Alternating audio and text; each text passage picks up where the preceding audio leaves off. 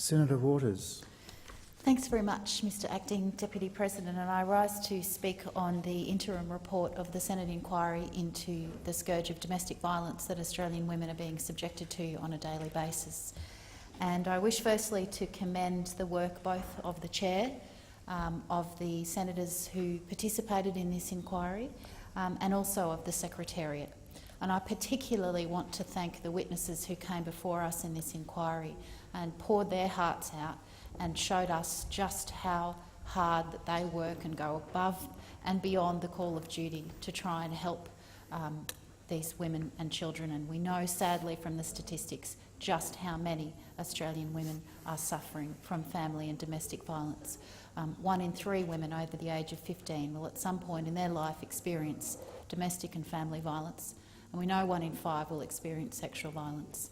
And until this year, there was that horrific statistic of 1 woman a week who would be killed by her partner or former partner. This year, that's up to 2 women a week. I'm really pleased that these senators agreed to investigate what we can do better to try and fix this terrible problem. And when I referred this issue to the Senate in the middle of last year, I wanted to make sure that we would look at the full gamut of the prevalence and impact of domestic violence, what on earth was contributing to why these statistics were so horrific, whether or not the policy and the community responses were adequate, and if not, how they could be fixed. But particularly, I wanted to look at the effect of recent policy and funding decisions by this government on whether that was in fact making the problem worse. And I'm very sad to say that throughout the course of the inquiry, all we have heard is that the funding cuts to housing services, the funding cuts to community legal services, and the other funding cuts through a variety of other buckets have meant that women are choosing between violence and homelessness. Now, that is a choice that no woman should have to make, and nor should any government bring that choice down upon any Australian woman. So I commend this report to anyone who's listening and who cares about this issue. We all should, and I think anyone who knows that evidence can't close their eyes anymore. It's been wonderful to see that there's been increased attention to this issue. It's been a taboo issue until very recently, but in the last 12-18 months, the mainstream media have started giving this issue the attention that it deserves, and many people in the community are now lifting that veil of secrecy.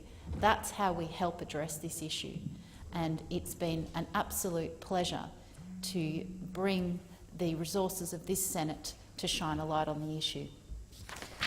Now, this report has 8 actions that will help stop family and domestic violence. Will Tony Abbott do any of them? I want to take the Senate through each of the 8 recommendations because they're excellent. The first one, of course, is a recommendation to reverse those funding cuts. The cuts to legal services, both to the Legal Aid Commission and to community legal centres.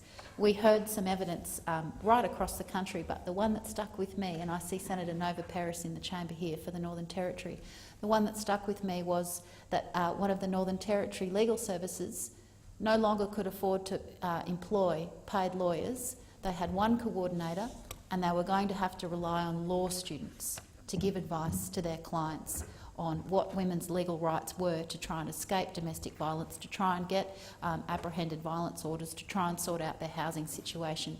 Now, that is an absolutely atrocious situation when we know the statistics of violence against Indigenous women are even worse. Indigenous women are more than 30 times likely to end up hospitalised from family and domestic violence, and yet the funding cuts are seeing staff getting laid off from community legal centres. And likewise, the housing cuts are seeing phone calls in crisis centres ring out and women being turned away from crisis shelters because they're already full and there's nowhere to go.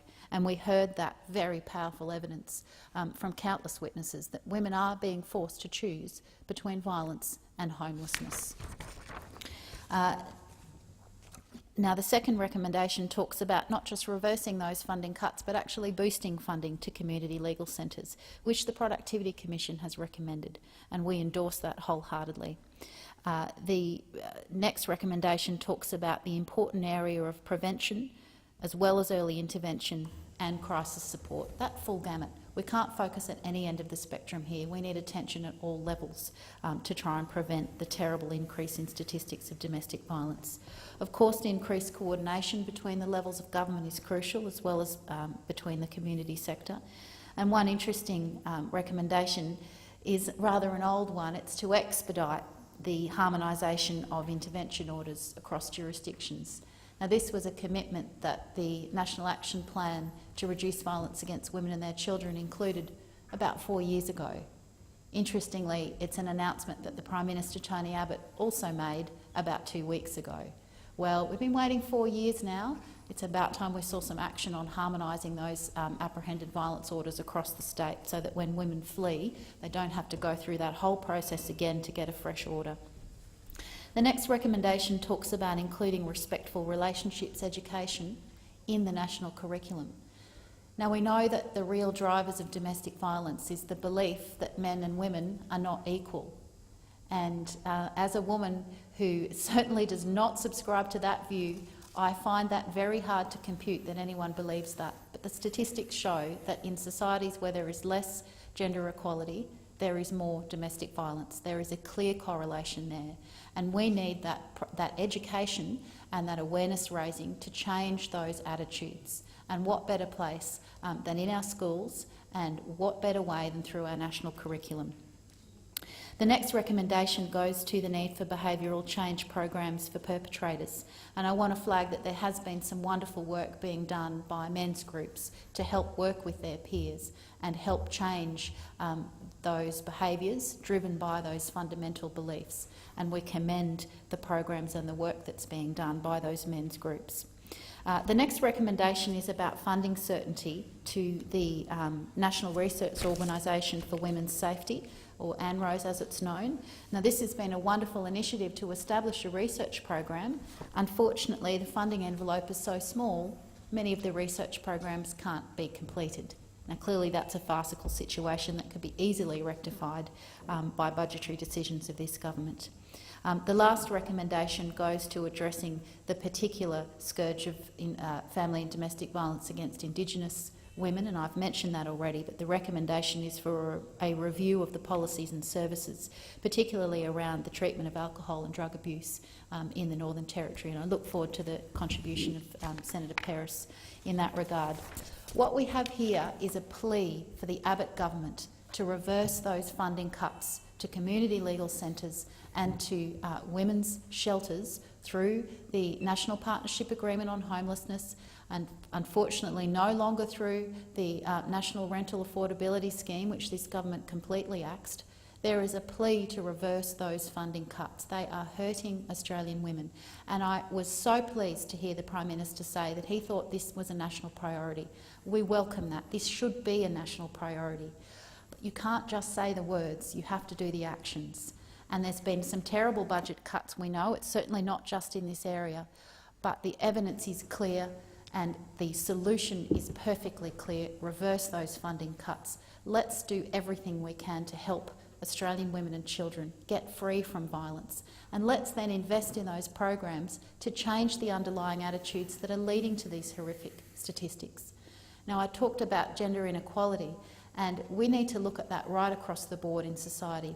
Here in this place, we still don't have 50% female representation in the parliament. We certainly don't have that in our federal cabinet. That is a great shame. The women in this place are incredibly capable, as are women across the country. We deserve our rightful place in accordance with our share of the population. You look at the business community, likewise, not equal representation of women on boards. You look at any leadership roles and women are sadly still not equally represented.